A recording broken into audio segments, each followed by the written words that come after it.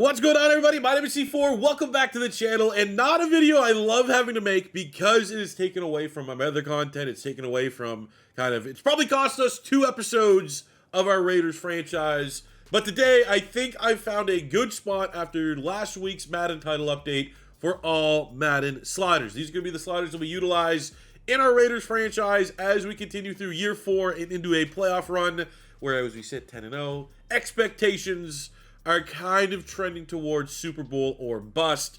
But as you know, there is, and it's not a fully satisfactory, in my opinion, and I don't know if I can speak for you guys, the viewers, but we are a 10-0 where, you know, on one hand, we are first in everything, and on another hand, we were once like top 5, top 10 in all defensive categories because I felt like we were in a really good spot. And then the last title update came, and every game became, as you can see there against Kansas City, 57-52, 41-31. The good news is we've been winning. Like, I'd rather, in a world of whoever has the direction for Madden gameplay, to make it as ridiculous and as arcadey as possible. Even though we are playing on sim settings, at least we're winning. Like, it'd be a lot more frustrating if we were losing. But here is an update of what I think are the best all-Madden sliders after the October Madden title update here in Madden 26. So we are playing on All-Madden. We are playing on 11-minute quarters. You could go down to 10. I like 11 because I used to like to run 12. So I'm kind of going with the middle ground there. I have gone and upped the offensive play call cooldown to 4. We're going to keep the offensive play call limit at 2.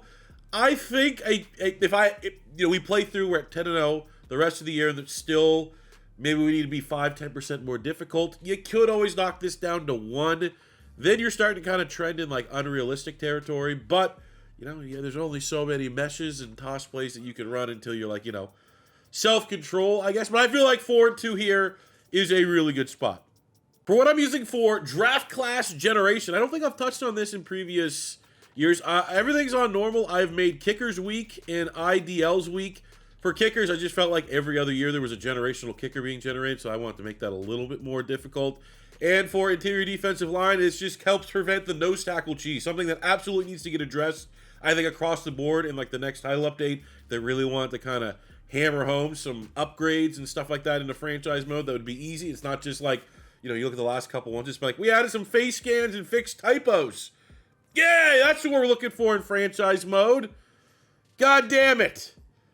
But I think, making week here slightly limits like the 73 to 75 overall nose tackles that are just severely overpopulated day 3 and UDFA during the draft. Looked around at people who do XP sliders. Generally, like within like 10-15% people are rocking on default. So that's kind of why I think this is a good spot for these to be. Again, same with like progression rate and stuff like that. I think generally speaking, default is in a good spot here in Madden. Surprisingly, one of the few things, if you put on a short list of things I think they got right at launch and haven't absolutely murdered through the last couple title updates. So here are our gameplay sliders, and in comparison to the last video that I broke down with my All-Madden sliders from the September Madden title update, we have nerfed most of these. I have nerfed quarterback accuracy into the ground. I'm kind of going off of our success and failures within this Raiders franchise. Now, we are very much on the high end of a roster. We have the best offense in the league. We're 93 overall, something like that. So there's that balance between, like, if I restarted a franchise on All-Madden with a cupcake team and I utilize these sliders, would they still be in a good spot? Like, that's kind of like the fine ground that I got to find because I do most of my testing in this franchise mode with a really good team. So I kind of feel like we're at the ceiling of a team, and that's a good judge for these sliders because it's only going to make it maybe a little bit more challenging and a little bit more difficult, which I think if you are searching out this video, that is what you are looking for in an All-Madden experience. So I have quarterback accuracy, I nerfed that down to 30. Pass blocking, I nerfed that to 46. Wide receiver catching, I nerfed that to 42. Run blocking is at 30. Ball security is at 40. So that's kind of offensive sliders there. I think for the most part, you need and what I've experienced is like I could get into an absolute rhythm and constantly have like high 70s incompletion percentage, which is good. I have a great offense, but, I don't throw a lot of picks, and that is not historically my personal play style. If you've watched any of my franchise videos, you know I throw a lot of turnovers. So I've decided to try to up the difficulty there because if I'm not throwing a lot of picks, there's a chance that it's not I've magically got better at the game. It's an area that needs to get improved a little bit. And we can also help that out a little bit with some of the CPU sliders. I have pass defense reaction time at 60, INTs at 42, pass coverage at 60, and tackling nerf just slightly at 48. This is now, from a defensive perspective from a user slider, the biggest issue, without a shadow of a doubt, is stopping the All-Madden AI robo-quarterback. And there's only so much you can do. It's absolutely something that's kind of programmed into the game. I said this probably every time I've talked about sliders. I don't think you can nerf like the super quarterbacks, Lamar Jackson, Josh Allen, Patrick Mahomes, because we play the Chargers twice. Justin Herbert usually plays very well for some weird reason. Trevor Lawrence is like consistently very good, but generally speaking, we are at a spot here where not elite quarterbacks. So that's, you know, out of 30, you know, we'll just say to get a round number, like 20 to 22 in that range. They'll play kind of at league average. You'll get quarterbacks that have 50% completion percentage. You'll have quarterbacks that'll get 65 and somewhere in that range. Sometimes they'll have 70. The rare time, if you have a bad day defensively or you're calling a weird gameplay, they could go 80 plus. But I think this is probably as good of a spot as you can get in combination with the fact that we have CPU quarterback accuracy at 33. We have pass blocking at 58 to give them a chance. We have wide receiver catching at 45, nerfed a little bit because there is an element of the robo quarterback. That's just these CPU wide receivers seemingly catch absolutely everything. I think 45 is in a good spot. We have run blocking at 68 with ball security at 50 because, and I think this is the one thing that my slider set I don't really see elsewhere. One of the big common complaints is that the CPU does not run the football on All-Madden. I don't have that issue at all.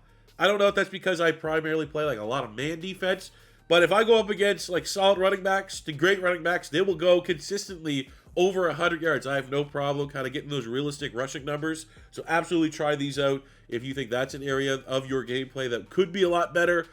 We have pass defense reaction time at 70, INTs at 45, pass coverage at 68, and tackling default at 50. These sliders here are kind of in combination to the nerfs that I threw in the player skill of just the fact that, yeah, I'm completing a lot of passes. There are not a lot of... I think if from like an animation, what I'm getting standpoint, I think the opposing team's defense could be a little bit more aggressive in PBUs. You don't want to adjust these to a point that they're getting cheesy interceptions and they're getting the no eyes, no picks and stuff like that. You don't want to nerf your sliders to start seeing that, but what I do want to see is I want to see opposing teams' DBs be aggressive in swatting the football, being aggressive in man coverage and not constantly getting beat. I do have a lot of speed in this series. Dante Thornton, Jameson Williams, good luck stopping that. And I feel like they at least get a chance every now and again. Even if there's a little bit of separation, there still will be incompletes. There still will be those animations where my wide receiver goes up and catches it, but the fall hits the ground and it goes down as a PBU. I want to see those get uptick just a little bit. I think that is reflected in the sliders. Haven't really changed a whole lot here in special teams. Kind of keep that roughly default. Injuries at 50, fatigue at 70, player speed threshold at 47. The one thing I'm not seeing, and I've kind of seen it around, and I've seen content creator like Mills in particular kind of broke down that like wear and tear is not really working in game right now. I haven't gone really down that rabbit hole to find out why and how it's not working. For me personally, I have injuries at default 50. Almost any slider set I've seen has it like in the 30s. I have it 50 and I'm still not seeing a lot of injuries. Now, I don't want to knock on wood. This is absolutely serious. I haven't won a Super Bowl yet. I don't want my team to be ravaged with injuries. But I'm not really like, I have wear and tear on. I have like, you know, all these things. I'm not getting crushed with injuries. I'm in year 4. We've maybe had 2 or 3 out of these 4 full seasons injuries that are like 4 weeks, month plus, somewhere in that range. So like generally speaking, I think you can make an argument like injuries could be higher than 50 to kind of get those realistic. I mean, you look around the league in real life right now, it is an absolute morgue. It is a graveyard with how many teams have been decimated with injuries. And at default 50, I'm not really seeing it. And if we're trying to chase perfect realism, injuries might be the next thing that I try to look at tweaking here in this slider set. Everything else here is default. I have 30 on the movement penalties. And when we get into the official penalties, really just piggyback off of Mat 10 sliders. And again, these are sliders that are influenced by the community, and then I kind of tweak it to my personal play style. I'll never take 100% credit for what you're seeing, because there are people that are far more talented and knowledgeable as to how these slider sets work. So my penalty sliders are roughly, I think, maybe even carbon copy of the last Mat 10 sliders. I don't know if I have anything that was any different. I think maybe the only thing is I still keep intentional grounding off. That was usually kind of the consensus norm, but I know some slider sets now have it back on. I have roughing the kicker off because you just get right now a brutal animation consistently where like the CPU guys on field goal block will just destroy the kicker. And it became a point where like I would have to user like the rush guys and try to like just manually not have them pressure the kick. It's just easier to turn that one off. But these are my brand new All-Madden slider sets. Let me know if you guys are using this in the comment section below, or if you have used this and fine-tuned it. Absolutely let me know if there's any other variables that you see that have given you better gameplay, have given you any little improvements to the quality of life of your Madden 26 All-Madden experience after the October update. But I hope you guys do enjoy. And what I can say is we will have a brand new Raiders episode tomorrow, as well as on the weekend. I'm going to play a little bit of catch-up, and we will be, by the end of this year, complete the regular season of year number 4 with our Raiders franchise. Also, shout out to Sports Gaming Rosters. I think I'm actually going to do a video kind of breaking down the draft classes that I'm using for our realistic rebuilds. He just today dropped a 2027 draft class, so that now for our realistic rebuilds, I'll be using 2026 and 2027, so having that expanded bubble of some of the top college football players to use in our Madden 26 realistic rebuilds. So I'm excited to get into that. Right now, like my upload schedule is today, Wednesday, sliders, because it's not an intensive video. It's going to allow me to kind of pre-record and get things ready so I can have 2 Raiders episodes. A Raiders episode on Thursday. I'm thinking a Raiders episode on Sunday, and then a realistic rebuild to drop to you guys on Saturday. So a lot of stuff coming. Make sure you stay tuned to the sub box. If it is your first time stopping by and you like to use these sliders, don't be afraid to hit that subscribe button. Check out all the other top community sliders as well. I co-sign Mat 10. There's some other really good slider sets on the Operation Sports forums.